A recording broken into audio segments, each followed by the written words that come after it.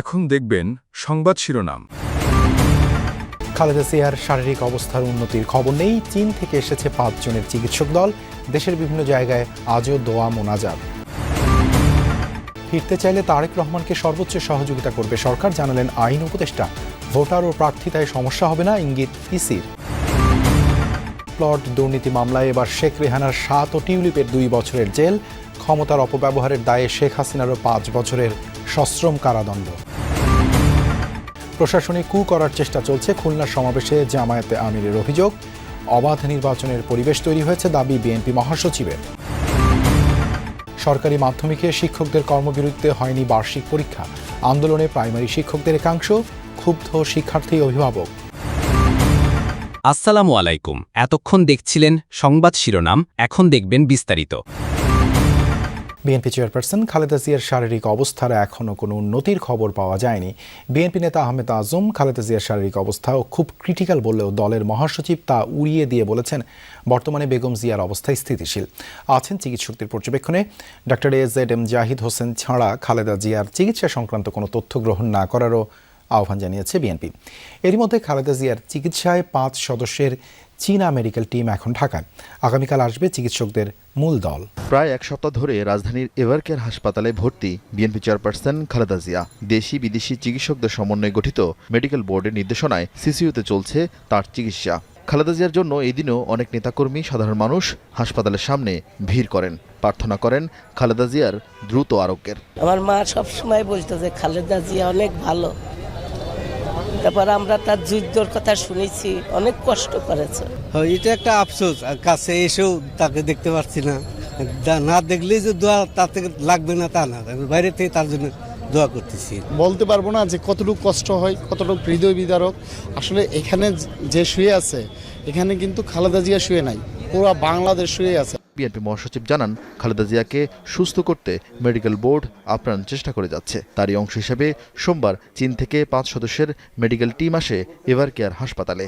মঙ্গলবার আসবে চিকিৎসকদের মূল দল। চিকিৎসকরা কাজ করছেন, আপ্রাণ চেষ্টা করছেন। দেশি বিদেশি সমস্ত চিকিৎসকদেরকে যুক্ত রেখেই তারা চিকিৎসাটা করছেন। এবং আল্লাহ তাআলার কাছে আমরা সবসময় গোটা দেশবাসী এই দোয়া করছি যে আল্লাহ তাআলা তাকে যেন সুস্থ করে দেন, তিনি সুস্থ হয়ে আমাদের মাঝে আসেন। বিএনপির ভারপ্রাপ্ত চেয়ারম্যান তারেক রহমান দেশে ফিরতে চাইলে সর্বোচ্চ সহযোগিতা করবে সরকার।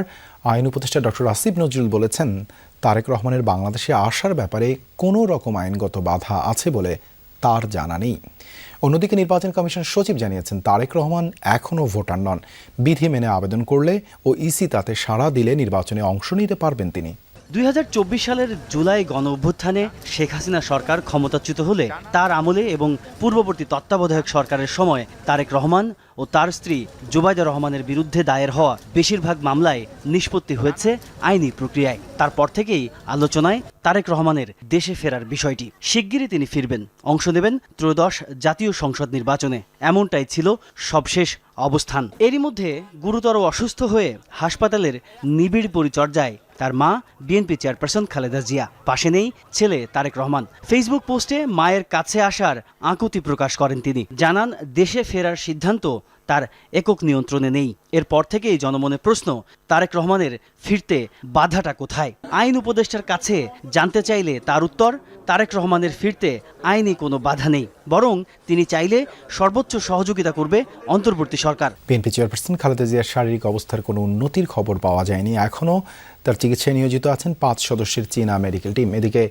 রাজধানী ঢাকা সহ দেশ জুড়ে সুস্থতা কামনায় দোয়া মাহফিলের আয়োজন করেছেন নেতাকর্মীরা।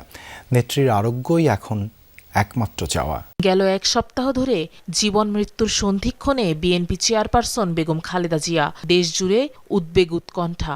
নেত্রীর রোগমুক্তি ও সুস্থতা কামনায় রাজধানী সহ সারা দেশে প্রায় প্রতিদিন দোয়া মাহফিলের আয়োজন করছেন নেতাকর্মীরা। খালেদা জিয়ার রোগমুক্তি কামনায় রাজধানীর নয়াপল্টনে আয়োজিত মাহফিলে দলের সিনিয়র যুগ্ম মহাসচিব রুহুল কবির রিজভী বলেন, গণতন্ত্র এখনও ধোঁয়াশার মধ্যে। দেশবাসী বেগম জিয়াকে কাছে পেলে সংকট কাটিয়ে ওঠা সম্ভব বলে মন্তব্য করেন তিনি। এদিকে বাদ জোহর গুলশান আজাদ মসজিদে বিশেষ দোয়া আয়োজন করে আমরা বিএনপি পরিবার। পরে অসহায়দের মাঝে খাবার বিতরণ করা হয়। এ সময় উপস্থিত ছিলেন বাংলাদেশ জাতীয় ক্রিকেট দলের সাবেক অধিনায়ক তামিম ইকবাল। আপসহীন নেত্রীর সুস্থতা কামনায় নারায়ণগঞ্জের রূপগঞ্জে বিশেষ দোয়ার আয়োজন করা হয়। অংশ নেন হাজারো মানুষ। পূর্বাচলে প্লট বরাদ্দের দুর্নীতির মামলায় এবার শেখ রেহানাকে দেয়া হয়েছে 7 বছরের জেল, 2 বছরের সাজা হয়েছে তার কন্যা ব্রিটিশ এমপি টিউলিপ সিদ্দিকেরও।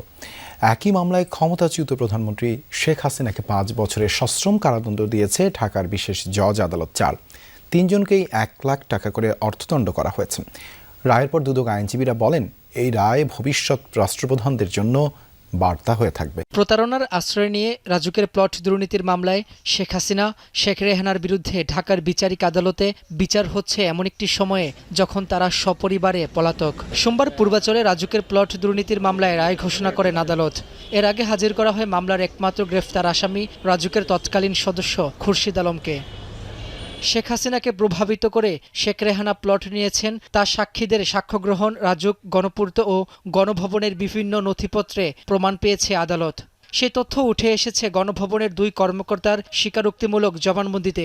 যখন একজন এসে ম্যাজিস্ট্রেটের কাছে 164 ধারায় জবানবন্দি দেবে, তখন আর এগুলোর প্রয়োজন হয় না, কারণ ওটাই একটা সাক্ষী।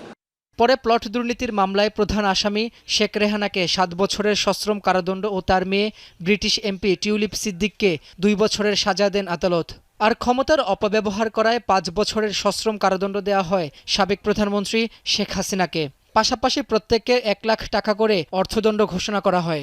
এছাড়া এ মামলায় সাবেক গণপূর্ত প্রতিমন্ত্রী শরীফ আহমেদ সহ গণপূর্ত ও রাজুকের 14 কর্মকর্তাকে 5 বছর করে সাজা দেন আদালত। 5 দফা দাবিতে খুলনায় বিভাগীয় সমাবেশ করেছে বাংলাদেশ জামায়াত ইসলাম সহ 8 দল। সমাবেশে জামায়াতের আমির বলেন, প্রশাসনে কু করার চেষ্টা চলছে।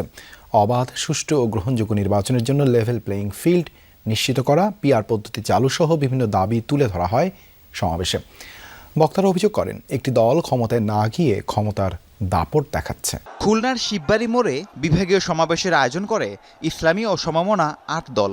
অংশ নেন জামায়াতে ইসলামীর আমির সহ দলগুলোর শীর্ষ নেতারা। সমাবেশে জামায়াতের আমির ডাক্তার শফিকুর রহমান বলেন, দেশে চাঁদাবাজি, দুর্নীতি অব্যাহত রয়েছে, ব্যবসায়ীরা কেউ শান্তিতে নেই, দেশে প্রশাসনিক কু করার চেষ্টা চলছে বলেও মন্তব্য করেন শফিকুর রহমান। চাঁদাবাজি অব্যাহত রয়েছে, দুর্নীতি অব্যাহত রয়েছে, ক্ষমতায় না গিয়ে অনেকে ক্ষমতার দাপট দেখাচ্ছেন, প্রশাসনিক কু করার চেষ্টা করছেন। আগামী নির্বাচনে চলে বলে কৌশলে কেউ কেউ আমরা শুনতে পাই বিভিন্ন জায়গায় বসে ষড়যন্ত্রের জাল বুনছেন। 4 দফা দাবিতে সারা দেশে 3 দিনের কর্মবিরতি শুরু করেছেন সরকারি মাধ্যমিক বিদ্যালয়ের সহকারী শিক্ষকরা। এই কর্মসূচির কারণে আজকের বার্ষিক পরীক্ষা স্থগিত করা হয়। চলমান পরীক্ষার মধ্যে শিক্ষকদের কর্মবিরতিতে ক্ষোভ জানিয়েছেন শিক্ষার্থী ও অভিভাবকরা। 3 দফা দাবিতে কর্মবিরতি কর্মসূচি পালন করছেন সরকারি প্রাথমিকের শিক্ষকদের একাংশ। বছরের শেষ সময় সারা দেশে সরকারি মাধ্যমিক স্কুলগুলোতে চলছে বার্ষিক পরীক্ষা।